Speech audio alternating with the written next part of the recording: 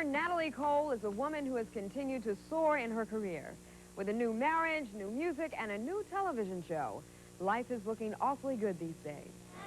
I love you for your pain, Cadillac, rush down the street, riding in the van, cruising down the street. Her show is called Big Break, and that's exactly what Natalie Cole will be offering to the many aspiring singers and musical groups who appear on the program.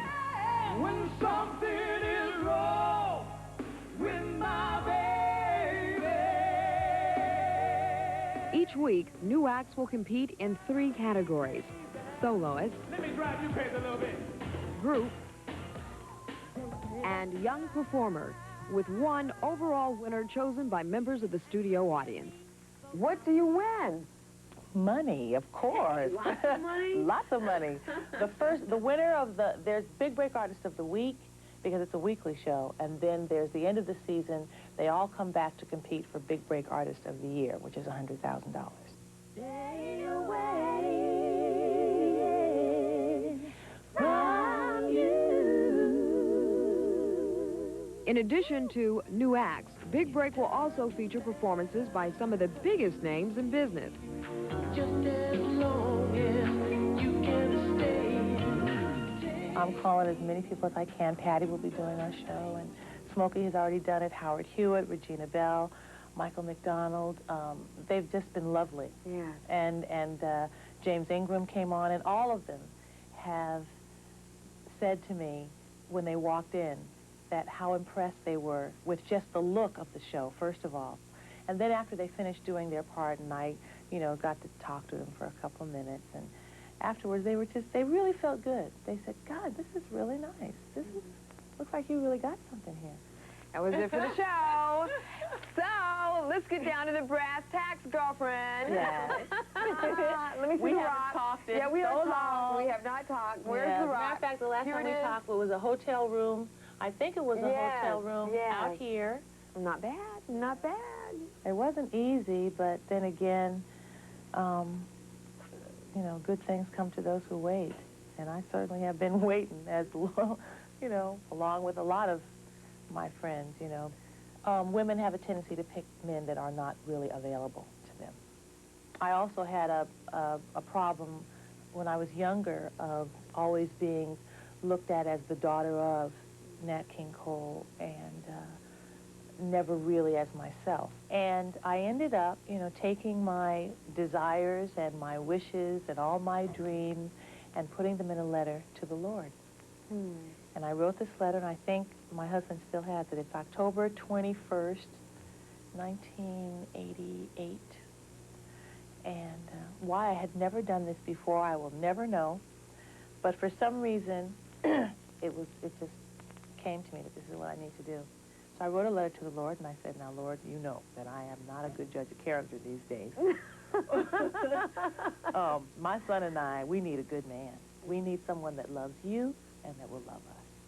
And I added a few other things in there, and I just put it inside of my Bible, no particular passage. It was a release. It was a surrendering of my life, to the Lord. And it was already in the makings once that letter was put in the Bible, because that weekend I met Andre. I didn't know then that he was the man. As it turned out, Andre Fisher was the man of her dreams, and they committed that love to marriage in October of '89. But didn't you know him before? Hadn't you met before? 15 years ago we met. 15 years ago before I married my first husband, Marvin. And we met in Japan. Shaka was over there, Shaka Khan with Rufus, and that's where, of course, Andre was their drummer and the originator of that group. The Pointer Sisters, that's how we all became buddies, doing this show in Tokyo, musical festival. And I met Andre then, and he asked me out for a date, and I told him that I was involved. And he says that he was all disappointed and went away with it, I don't remember all of this stuff, of course, And I think, we saw each other maybe a half a dozen times in the next couple of years. And after that, I didn't see this man again. When you met again, what was it like? He called my office and wanted to submit some material. that was his ploy. Right. Right? And we met, and I remembered him. I remembered Andre Fisher. Yes, I remember you. And he said, well, could we meet? And I'd like to play some. I hear you're, getting material. This is for the Everlasting album. No, for the Good to Be Back album. Anyway, and he said, I'd like to submit the material. So we got together in a little studio, and I did end up liking some of the things that he submitted. And then he asked if I might be free for dinner a few days later. And I said, sure, give me a call. Well, he never did. Okay? So now, I had just written this letter, right? And I had just gotten over another relationship that was, like, really, wearing me out. And I'm going, oh, no, not this again. This is it. So, needless to say, I didn't call him. A month later, we were at the NAACP Awards, and I ran into him in the parking lot and read him from all the way. Yes, I did. Yes, I did. My son was standing there. My girlfriend was standing there. Yes, I did. All dressed up and ready. And I just read him went off on the man. The poor man looked at me. he was stunned. What I found out later on was that he chickened out.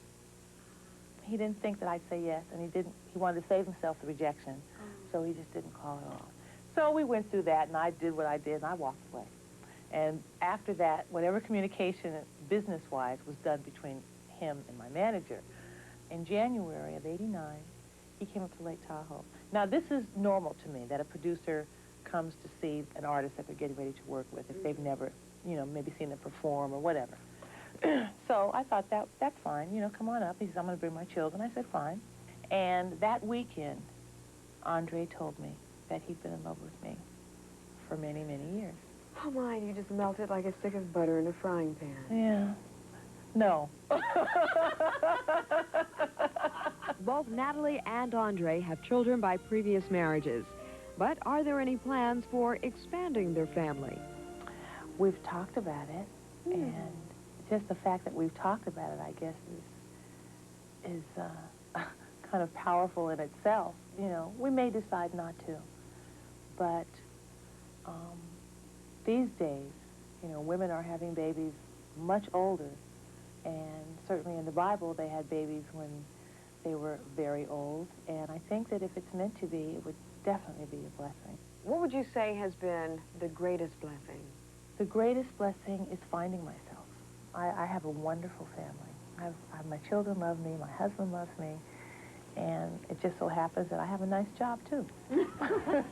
Honey, I just wonder what you're doing in the back of your plain Cadillac, plain Cadillac. Ladies, I'm not sure if writing that letter is going to work, but certainly it's worth giving it a try. That's for sure. It worked in my case. Yes, your wife did. She wrote a letter and wound up with you. Didn't do too bad. No, she didn't. She did very well. Coming up